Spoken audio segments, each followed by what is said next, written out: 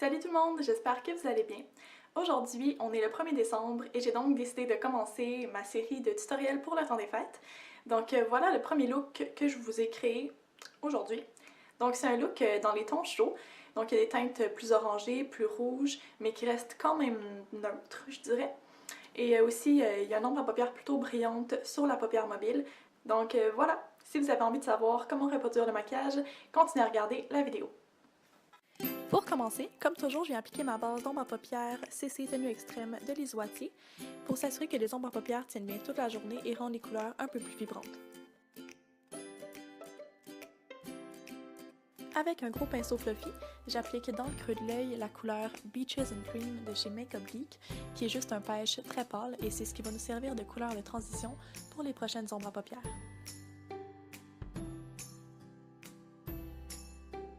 Maintenant, avec un pinceau estompeur un peu plus petit, je vais appliquer la couleur Coco Bear, qui est un brun qui tire un peu vers le rouge, et je l'applique partout dans le creux de l'œil et au coin externe de l'œil en formant un peu un V pour allonger un peu plus le regard.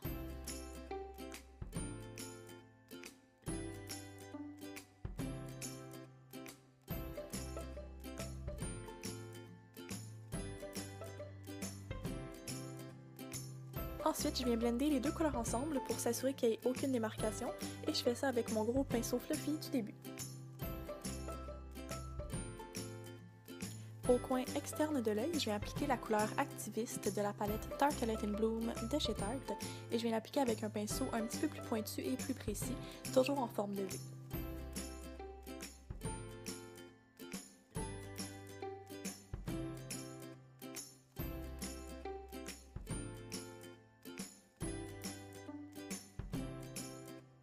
De retour avec un pinceau estompeur, je vais venir estomper le tout et vous allez voir, c'est vraiment important de bien estomper vos ombres à paupières jusqu'à ce que vous soyez satisfaite pour ne pas avoir des démarcations et avoir un look un petit peu plus diffus.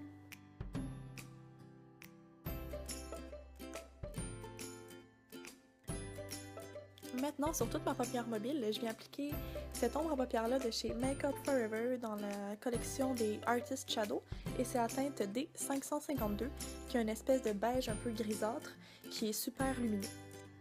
Et je l'adore, je trouve que c'est une couleur passe-partout qui se marie super bien avec plein d'autres couleurs.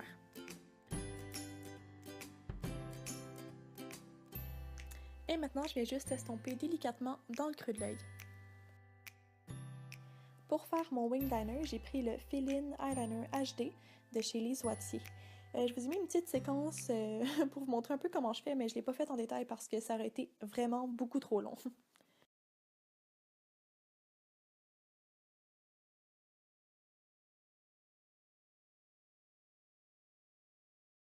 Bon, maintenant on laisse un peu les yeux de côté et on va passer au teint. Pour commencer, je fais juste essuyer les petites chutes d'ombre à paupières sur mes joues avec une lingette pour bébé. Comme fond de teint aujourd'hui, j'utilise le Double Wear Light de Estée Lauder dans la teinte Intensity 1.0 et je viens faire plein de petits points dans mon visage et ensuite je viens estomper le tout avec le pinceau Expert Face Brush de chez Real Techniques que j'aime beaucoup pour estomper le fond de teint. Comme cache-cerne, je vais utiliser le Instant Concealer de chez Clarins que je vais appliquer en forme de triangle sous l'œil pour venir illuminer un peu. Et ensuite, je vais l'estomper avec une éponge à maquillage de chez Real Techniques.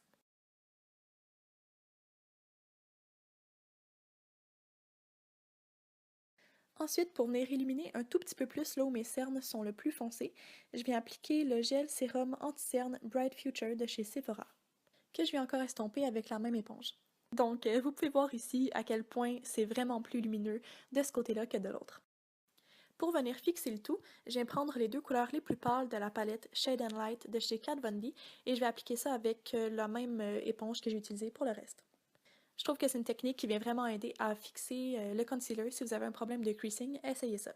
Et finalement, la dernière étape pour mes cernes très apparentes, ça va être de répéter l'étape précédente, mais avec la poudre Emphasize de chez MAC que je viens appliquer également un petit peu sur mon menton et sur l'arête de mon nez. Maintenant, pour le ras de cils inférieur, je vais pas mal répéter les mêmes étapes que j'ai faites pour la paupière. Donc, j'applique Beaches and Cream et ensuite Coco Bear avec un pinceau crayon. Et par la suite, avec un pinceau en biseau, qui est un pinceau plus petit, plus précis, je vais venir appliquer la couleur Activiste en restant un petit peu plus au coin externe de l'œil pour rajouter un petit peu plus de définition.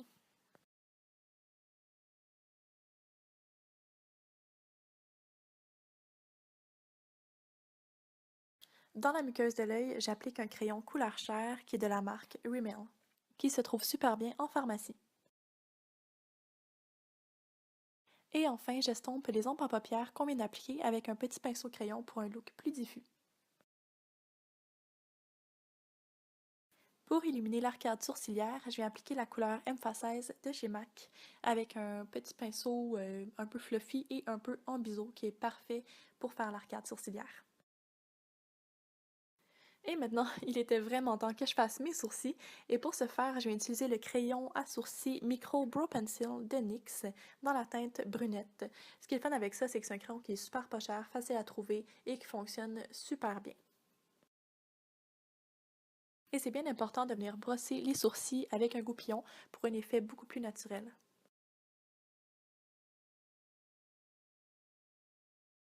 Et par-dessus, je viens appliquer le Gimme Brow de Benefit dans la teinte numéro 3 pour faire tenir mes sourcils en place toute la journée. Pour réchauffer un petit peu mon teint pâle, je viens appliquer mon bronzer préféré qui est le Hoola de chez Benefit et je viens l'appliquer avec un gros pinceau à blush de chez Real Techniques qui est super doux. Comme vous voyez, je viens l'appliquer un petit peu sur les joues, entre l'os de la joue et le creux. Donc pas tout à fait comme un contour, pas tout à fait comme un blush. Et ensuite, je viens l'appliquer aussi un petit peu sur mon front pour réchauffer un petit peu plus mon teint et également sur les côtés de mon nez. Bon, maintenant passons aux cils. Pour commencer, je vais recourber mes cils avec mon recourbe-cils de chez Revlon. Et par la suite, je viens appliquer mon mascara qui est le Voluminous Hydrofuge de chez L'Oréal. Et j'en applique 2 bonnes couches pour plus d'intensité. Comme blush, j'utilise Peaches de chez MAC, qui est un blush vraiment très pêche, un peu orangé, et qui est super pigmenté, donc il faut y aller doucement avec. Et je vous suggère de l'appliquer sur la pommette en l'étirant légèrement vers l'extérieur du visage. Comme highlight, j'utilise mon bon vieux Mineralize Skin Finish dans la teinte Lightscapade de chez MAC. Dans le coin interne de l'œil, j'applique encore la poudre Emphasize de chez MAC pour un look super lumineux. Et finalement, pour les lèvres, je garde ça super simple. J'applique simplement mon rouge à lèvres nude préféré qui est Truffle Tease de chez Maybelline. Et voilà tout le monde, c'était tout pour le tutoriel. Merci d'avoir regardé. Et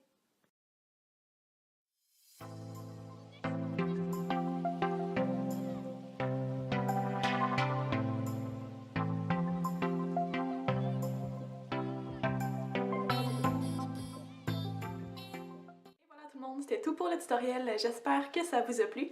Si oui, faites-moi un thumbs up, ce serait super gentil. Et surtout, n'oubliez pas de vous abonner à ma chaîne pour ne pas manquer les prochaines vidéos qui s'en viennent pour le mois de décembre. Donc voilà, je vous souhaite une super belle journée et on se revoit très bientôt. Bye tout le monde. Bye! Bye là!